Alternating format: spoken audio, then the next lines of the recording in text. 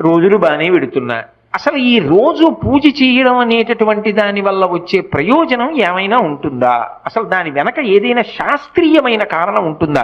విదురుడు ఎందుకు చెప్పాడు అసలు దైవానికి నమస్కారం చేయమని? నేను మీకు ఒక్క మాట చెప్తా, బాగా గుర్తుపెట్టుకోండి. ఎవరు పూజ చేస్తున్నాడో వాడు లోకము చేత పూజింపబడతాడు. నేనన్న మాట బాగా పట్టుకున్నారా?